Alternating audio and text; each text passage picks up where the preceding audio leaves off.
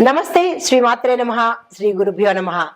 అయితే నేను ఎప్పుడూ మీ ముందుకు ఒక్కొక్క ప్రతి నెలలోనూ వచ్చే రాజయోగాలను మాత్రమే వాటితో మాత్రమే నేను మీ ముందుకు వస్తాను. అయితే ఈ రాజయోగాలు, మహారాజయోగాలు, యోగాలు ఇలాంటి వాటిలో స్పెషల్ ప్రతి ఒక్కళ్ళకి ఏదో ఒక మంచి జరగాలనే ఆశయంతో మీ ముందుకు ఈరోజు మరొక యోగాన్ని తీసుకొచ్చాను. అయితే ఆ యోగం ఏంటంటే శుక్రగ్రహము నక్షత్రంలోకి మారడం వల్ల వచ్చే అరుదైన రాజయోగం అన్నమాట. అంటే మనకి ఈ గ్రహాలు ఒక్కొక్కసారి రాసుల్లో మారుతూ ఉంటాయి, ఒక్కొక్కసారి నక్షత్రాలలో కూడా మార్పులు సంభవిస్తుంటాయి. ఈసారి శుక్రగ్రహము నక్షత్రాలలో మారిందనమాట. ఈ మారడం వల్ల ఎలాంటి చారిత్రాత్మక సంఘటనలు జరుగుతాయి, రాసుల వాళ్ళకి ఎలాంటి మంచి ఫలితాలు వస్తాయి అనే అంశాన్ని మీకు సవివరంగా తెలియజేస్తాను. అయితే ఈ శుక్రగ్రహ మార్పులు, నక్షత్ర మార్పులు ఏ సమయంలో ఏ రోజు నుంచి ఎలాంటి ఫలితాలు ఇస్తాయి అంటే కనుక జూన్ 13 నుంచి 2025 అంటే గత నెల 2025 జూన్ 13లోనే అంటే రాత్రి 9 గంటల 21 నిమిషానికి శుక్రగ్రహము భరణి నక్షత్రంలోకి ప్రవేశించేసింది. అయితే ఇది ఎప్పటి వరకు ఉంటుందంటే 6 వారాల సమయం వరకు ఈ సమయము అంటే ఈ రాజయోగము ఉండబోతోంది.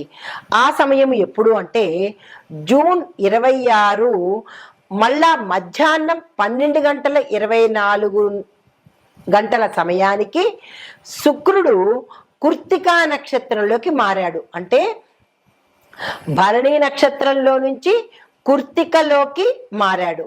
ఇలా ఒకే సమయంలో ఒకే నెలలో 2 నక్షత్రాలు శుక్రగ్రహం మారింది. అయితే వీటి యొక్క ఫలితాలు కొన్ని రాసులు లక్కీ రాసులు, రాజయోగాలే కాదు సుమండి, ఈ రాజయోగాలలో కూడా నక్షత్ర రాజయోగాలను కూడా మీకు నేను అందిస్తున్నాను. అయితే 4-5 రాసులు అయితే మాత్రము చాలా చక్కగా ఉండబోతున్నాయి. మేషరాశి, వృషభ రాశి, మిథున రాశి, ధనస్సు రాశి, సింహము ఈ రాశుల వాళ్ళకి విశేషంగా ఉండబోతోంది. అయితే ఇవి ఎందుకు లక్కీ రాశులు అనేది కూడా మీకు తెలియపరుస్తాను. శుక్రగ్రహము సంపదకు, సౌఖ్యానికి, ఆనందానికి ప్రతీక.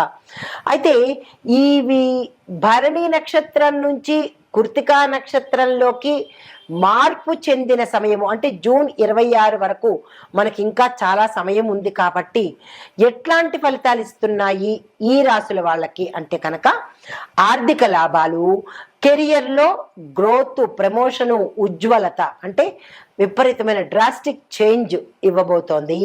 తర్వాత వైవాహికంగా అంటే వివాహపరంగా, దాంపత్యంలోనూ గుడ్ రిలేషన్స్ ఉండబోతున్నాయి. దీంతో పాటు ప్రజాదరణ, సోషల్ మాధ్యమాలలో ఎవరైతే ఉన్నారో వారికి విశేషమైన స్థాయి లభించబోతోంది. అయితే ఏ నెలలో ఎంతెంత కాలం ఉంటుంది అనేది కూడా మీకు తెలియపరుస్తా. మీకు ఒక కన్ఫ్యూజన్ రావచ్చు, ఏ నెలలో మేము చూసుకోవాలి, ఎంతెంత సమయం ఉండబోతోంది అనే సందేహం లేకుండా అది కూడా మీకు ఇక్కడ ఇచ్చేస్తాను. అయితే ఈ శుక్రగ్రహము భరణి నక్షత్రంలో జూన్ 13 నుంచి 26 వరకు, కృత్తికా నక్షత్రంలో జూన్ 26 నుంచి సుమారు జూలై 10వ తారీఖు వరకు అనగా 12 రోజులు ఉండబోతోంది. అయితే ఈ 2 రోజులు చాలా గుర్తుపెట్టుకోండి. వీలైతే స్కిప్ చేయకుండా నోట్ చేసుకునే ప్రయత్నం చేయండి, లేదా మరల చూసే ప్రయత్నం చేసుకోండి. శుక్రుడు స్వరాశిలోనే అంటే వృషభ రాశిలోనే జూన్ 29 నుంచి జూలై 26 వరకు ఉంటాడనమాట. ఇది కూడా మీరు చాలా జాగ్రత్తగా ఏ రాశుల వాళ్ళకి ఏ సమయాల్లో అనేది చెప్పాను కాబట్టి రాసుకుని నేను చెప్పే పరిహారాలు కానీ ఈ యొక్క ఫలితాలు కానీ జాగ్రత్తగా చూసుకునే ప్రయత్నం చేసుకోండి.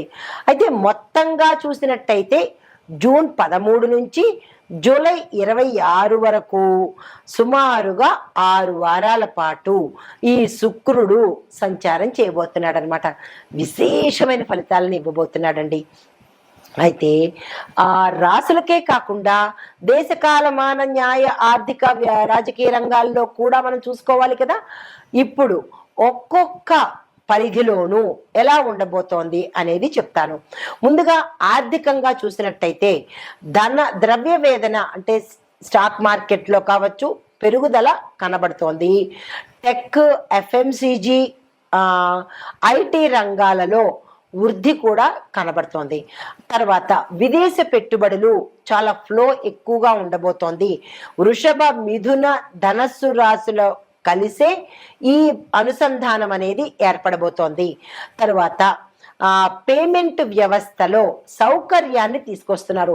ఈ స్కాముల బారిట ప్రజలు పడకుండా ఉండడం కోసము డిజిటల్ సేవలు, ఈ కామర్స్ సేవలు, అంటే చాలామంది మనకి ఈ పేమెంట్లు, జీపేలు, ఫోన్పేలు ఇలాంటి పేమెంట్లలో స్కామ్స్ ఎదుర్కొంటున్నారు. కాబట్టి ప్రజల కోసము మన ప్రభుత్వము కొత్త కొత్త టెక్నాలజీని మనకి అందుబాటులోకి తీసుకురాబోతోంది. ఈ కామర్స్ ఒకటి, డిజిటల్ సేవలు ఒకటి అందుబాటులోకి తీసుకొస్తోంది.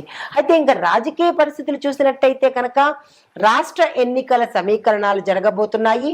ఇప్పటికే జనవరి, మార్చిల్లో గమనించినట్టయితే కనుక మే 14 నుంచి శుక్రయోగం కూడా మనకి కంజెక్టివ్ అవుతోంది. దీనివల్ల కొంత మార్పులు జరిగే అవకాశం కూడా కనబడుతోంది. అయితే ముఖ్యమైన నిర్ణయాలు ఎప్పుడు తీసుకుంటారు అంటే జూలై, ఆగస్టు మధ్య కేంద్ర రాష్ట్రాలలో నిర్ణయాత్మక పాలసీలు మనకి ప్రవేశపెట్టబడబోతారు. అది ప్రజాదరణ పెరుగుతుంది, ప్రజలకు ఇష్టమయ్యేటట్టుగానే ఉండబోతున్నాయి.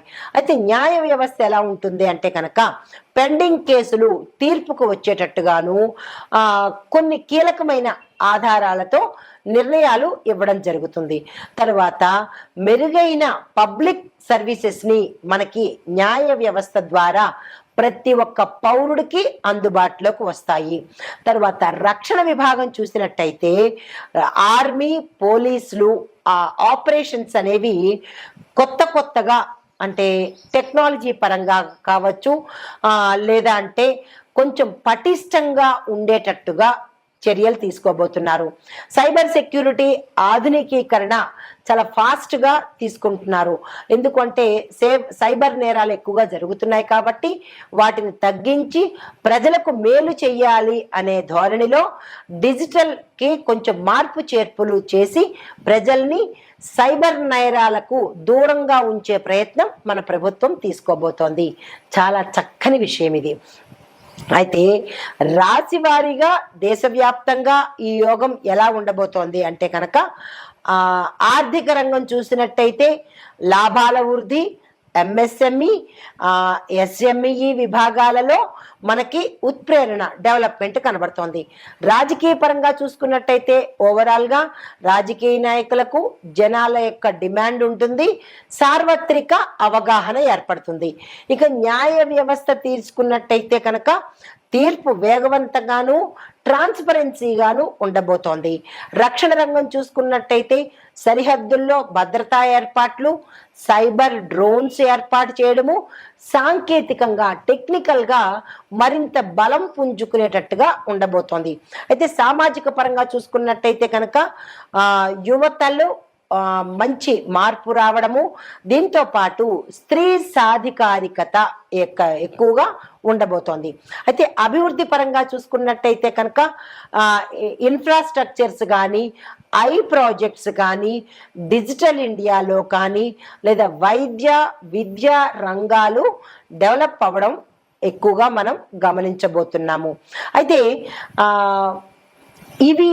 వీటి పరంగా చూసుకున్నట్టయితే మరి మేషాది ద్వాదశ రాశుల వారికి ఎలా ఉండబోతోంది అనేది ఇప్పుడు మీకు సవివరంగా తెలియజేస్తాను. తదుపరి రాశి కన్యా రాశి. ఈ రాశి వారి యొక్క గ్రహస్థితి శుక్రుడు మీకు 9వ ఇంట సంచారం చేస్తున్నాడు. ఈ సంచార ఫలితం ఎలా ఉంటుందంటే మీకు అదృష్టం చాలా విపరీతంగా ఉండబోతోంది. ఏ రంగంలో ఉన్న వాళ్ళకైనా సరే అదృష్టం వరించబోతోంది. దీంతో పాటు గురువు యొక్క అనుగ్రహం కూడా ఈ సమయంలో మీకు అందుబాటులోకి వస్తుంది. మీకోసం ఒక చిన్ని మంత్రాన్ని చెప్తున్నాను. జపం చేసుకొని అనుష్ఠానం చేసుకున్నట్టయితే విశేషమైన ఫలితాలు పొందుతారు. ఆ మంత్రం ఏంటంటే క్లీం శుక్రాయ నమః. చిన్ని మంత్రము, బీజ మంత్రము. జాగ్రత్తగా పలికే ప్రయత్నం చేసుకోండి. దీన్ని ఎలా చేస్తారు అంటే కనుక తెల్ల పువ్వులతో లక్ష్మీ అమ్మవారికి పూజ చేసుకుంటూ 108 సార్లు ఈ మంత్రాన్ని చదువుకోండి. అయితే సూచన ఏంటంటే మీరు ధార్మికమైన పనులు చేసుకోండి. ధార్మిక యాత్రలు చేయాలి అని అనుకుంటే కనుక ఈ సమయం చాలా చక్కని సమయము, ఉపయోగించుకోండి. నమస్తే. అయితే ఈ శుక్రుడు ఈ నక్షత్రం నుంచి నక్షత్రము, ఇక్కడ చాలా గమనించాలి, రాశి నుంచి రాశి కాదు, నక్షత్రం నుంచి నక్షత్రం మారినప్పుడు ఓవరాల్గా ఎలాంటి ఫలితాలు ఉంటాయి అంటే కనుక జూన్ 13 నుంచి జూలై 26 వరకు ఉంటాడు. ఈ విషయాన్ని ప్రతి ఒక్కళ్ళు గమనించుకోండి. అయితే ఆ సమయంలో నేను ఇందాక చెప్పినట్టుగా ఏ రాశి వాళ్ళు ఏ ఏ పనులు చేసుకోవాలి అనేది చెప్పాను. ఆ సమయాన్ని అలా ఉపయోగించుకోండి. అయితే ఈ నేపథ్యంలో 6 వారాలు శుభప్రాయశ్చిత్త కాలం అన్నమాట. మీరు ఏదైనా తప్పులు చేసినా దాన్ని ప్రాయశ్చిత్తంగా తీసుకొని ఈ సమయంలో ప్రాయశ్చిత్తం తీసుకోండి. రెండోది 4-5 రాశులు బాగుంటాయని చెప్పాను కదా, అది మేష, వృషభ, మిథున, ధనస్సు, సింహరాశులు చాలా చక్కగా ఉండబోతున్నాయి. ఎలా? ఆర్థికంగాను, కెరియర్ పరంగాను, కుటుంబ పరంగాను చక్కగా ఉండబోతున్నారు. అయితే ఇంకా దేశవ్యాప్తంగా ఓవరాల్గా ఎలా ఉండబోతోంది అంటే కనుక ఆర్థిక వృద్ధి ఉంటుంది. రాజకీయంలో కొత్త చరిత్రలు రాబోతున్నాయి. న్యాయం పారదర్శకంగా ప్రతి ఒక్కళ్ళకి, ప్రతి పౌరుడికి అందుబాటులోకి వస్తుంది. భద్రతలో మన దేశము టాప్ రేంజ్లో ఉండబోతోంది. అంటే భద్రతా ఏర్పాట్లు చాలా విస్తృతంగా తీసుకోబోతున్నారు. అయితే ఇది ఒక గోల్డెన్ పీరియడ్ అని చెప్పొచ్చు. జూన్ 13 నుంచి జూలై 26 వరకు ప్రతి ఒక్కళ్లకు ఇది గోల్డెన్ పీరియడ్. దీన్ని వృధా చేసుకునే ప్రయత్నం అస్సలు చేసుకోకండి. నమస్తే.